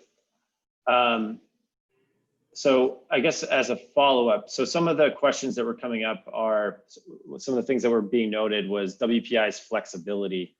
So the way that we have even structured ourselves to and you addressed part of this in what you just said, but the ability to uncover problems, communicate with outside stakeholders, and then we are flexible enough to be able to respond to it. And some of the restrictions that were, or things that were brought up preventing some of this type of response has to do with the rigidity of institutional structures in their universities, as well as some of the problems with accreditation. I don't know if you have any comments around kind of those points, as well as maybe some of the other structural, infrastructural concerns, electricity, internet, kind of all of those things. Yeah, that's a nice, easy question, right? Very easy, right? I think one of the good things about this program is we're doing this in partnership with NgREN and the Nigerian Universities Commission. And as you probably know, the Nigerian Universities Commission is actually responsible for giving accreditation to all Nigerian universities. So if there is one organization that can really address the accreditation issues for the degrees, it is the NUC. So being in partnership with the NUC is critical. Another important point that Mike made is that there is no difference between our online degrees and our on-site degrees. This is a really important fundamental principle, because what you find is those people that take our master's degrees online or those that take them on site have the same value. And so as long as you build this into how you structure your programs, then you have something that's really valuable. And in this particular case, what gives the WPI degree its real value in industry is that industry trusts those graduates. And so there are things that we bring into our pedagogy, into our project-based learning, into how we set up problems that are relevant to industry. That means that when you get that degree, people trust you. Now, within the Nigerian context, what I can tell you is, of course, I'm familiar with the challenges in terms of the structure, but I also served for 4 years at one of these Nigerian universities called the African University of Science and Technology. And when I was there, we did set up an industry advisory board with the petroleum industry. It was highly successful. And not only was it highly successful in terms of a collaboration between industry and us, they came to the classroom and helped with some of the teaching. We worked with them, with our students, and sent them on internships. And not only that, they hired all of the graduates that wanted a job and paid them, in many cases, more to work in Nigeria than they would earn abroad. And so that's just an example of a model that can work. And I'm convinced that you can do this in universities across Nigeria and universities across Africa. And I know for a fact they have a similar advisory board at the University of Port Harcourt that's been equally successful and perhaps even more successful. So this idea of forming the industry advisory board is critical. And then you can begin to negotiate other things, how you can do in-work staff training, not necessarily for degrees. And I think there are many things that we can do to build on this. Right now, I know the Vice President of Nigeria has a strategy to train 500,000 graduates from universities in Nigeria. And so if we could think about ways in which we provide online training for those groups to have skills in banking, in power generation, in different areas of the economy, these are skills we can provide through collaborations in ways that could really enable those graduates to have the skills that they need. And I think that there is enough flexibility in the system, working with the NUC and the NgREN and with institutions such as WPI to provide collectively the technical knowledge that's needed by those groups. And by the way, I think a lot of it has to be online. And it is not only for degrees, it's also for certification in certain areas that ensure that people know that you have the skills. And so these are again areas in which WPI will be happy to partner with universities across Nigeria in a way that we think can really provide the skills and the knowledge that are needed by the workforce in the country. Yeah, that's great. So those were the questions that I wanted to punt to you so that I didn't need to handle them. So thank you for fielding those. Are there any last comments as we come to a close for today? Yeah, I actually prepared a short presentation, which I hope Kerry can share with us on the screen. Great. Is that okay? Or that's great.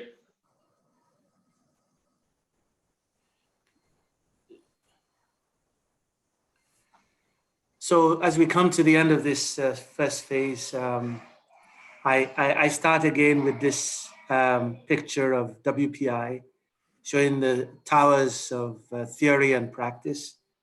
And I hope that through the presentations that you have seen during the week, you can really see that this is the unique aspect that WPI brings to the education enterprise. And I hope for many of you that you can see the value that you can have in applying these ideas to your own different institutions. Next, please.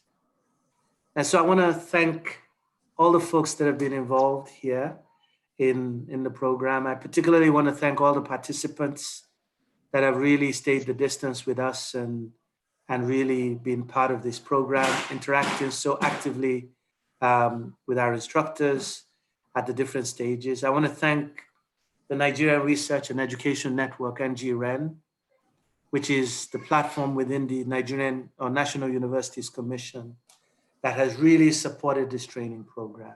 And I want to acknowledge Joshua Atta, Peter Tobris, Bobby, and Patricia Eromosela for their role in really convening a very significant number of folks to participate in the program. When we first thought about this, I was thinking we might have a few hundred people, but from my understanding, I think we have more than 1,300 people registered that have participated in the program. So really want to express our appreciation to the NgREN and the NUC for their support of this program. Next. And then I especially want to thank Joe Durayan and Kerry West for all the organization. They have really taken ownership of so many aspects of this. I just can't imagine how this could have been done without their dedication. And I want to thank our dedicated faculty and staff at WPI, of whom I'm really very proud. I really want to express my appreciation to the staff and the faculty that have given their time to make sure that this is particularly successful. I've already mentioned Joe a few times. I'll mention him again. But Deb Boucher and Katie Elms for their session on undergraduate studies. Kate Beveridge for the work on IT. Sia Najafi for representing computing and sort of tech capabilities in many different ways. Thank you, Sia. Sarah Stanlick, Joe, Chris Demetri, and Chris Woby for showing the pedagogy and the depth of the thinking that goes into really preparing high quality online programs. And also Mike Ahern, the head of our academic and corporate programs, for sharing with you a key component of how we earn extra revenue for the university by connecting to the training of industry. And I can tell you that as a Nigerian, every time I experience a power cut, I think about Mike. Because I sort of think, in many ways, his power engineering program has within it a lot of the knowledge we need to embed in the Nigerian power industry to enable us to produce power in a stable way. And this is not found in textbooks. It's found in getting the kind of training that is provided by people that have not just the academic qualifications, but also the industrial experience that they bring and package into these courses in ways that we could replicate across Nigeria and, in my opinion, across Africa. So I think Mike is giving you a glimpse of what this is.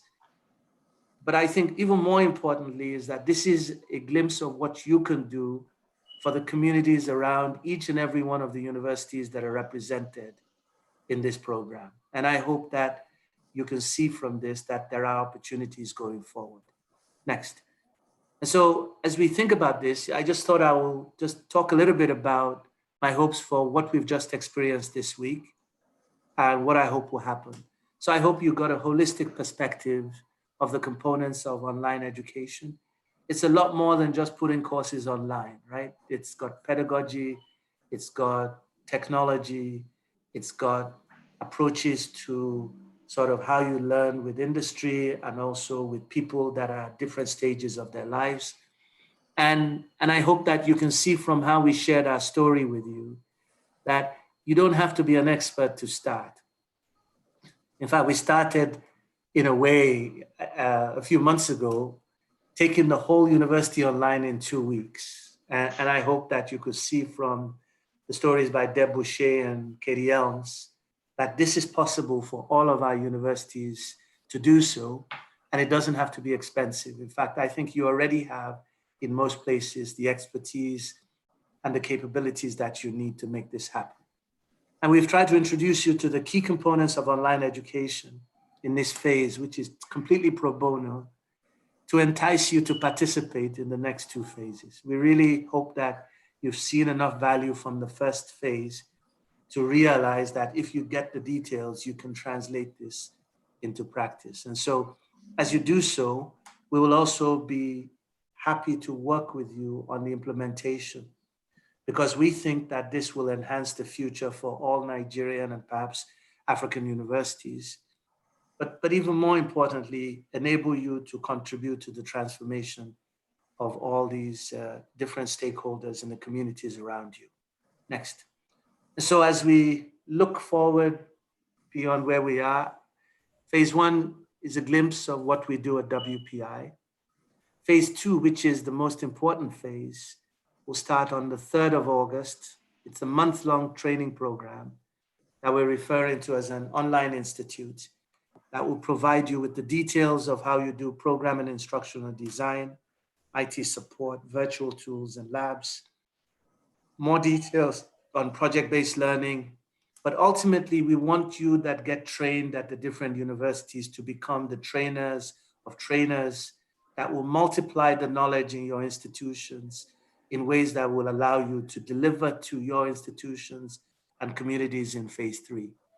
So following that training program in phase 2, our hope is that you will then come up with a strategy for implementation of online in your universities. And we at WPI, along with the team at NgREN, will support you as you implement these programs from September on. And my biggest hope really is that all universities that take part in this program will be able to start delivering online education to the universities in September, to their students in September. And hopefully some will also choose to connect to industry in ways that are significant. So as we think then about these next 2 phases, I encourage all of you to work within your universities, get the support that you need, and then contact Joe Durayan and Kerry West to express the interest of your institution in the next phase. We need you to do this so we can register you. And I've provided the email contacts for Kerry West and Joe Durayan, just in case you need this again. And they will provide you with all the documents that you need, which we need to complete before you can enroll by August 3rd. And then as you do this, we assure you that NgREN will continue to be available to assist with local support of the program in phase 2 and beyond. Next. So in summary, we're happy that you've been engaged in phase 1 of this program. It's been a true delight to have all of you and just to see this program happen. We hope that you're equally excited about how we approach online for students and also for industry and business. And we think that this is a big opportunity for Nigerian universities to derive value from this way of providing education. In fact, I can see no other way to provide education to 200 million Nigerians that need education today. And out of that 200 million people that need education today, 70% are under the age of 30, which means that we cannot build quickly enough new on-site universities that can cater to their needs. But what we can do is we can take our existing on-site universities and make them on-site online universities that educate the communities around them and perhaps even in states beyond. And so as we think about how do you do this, we need to have a handle on the depths of the pedagogy, the IT, the high performance computing capabilities.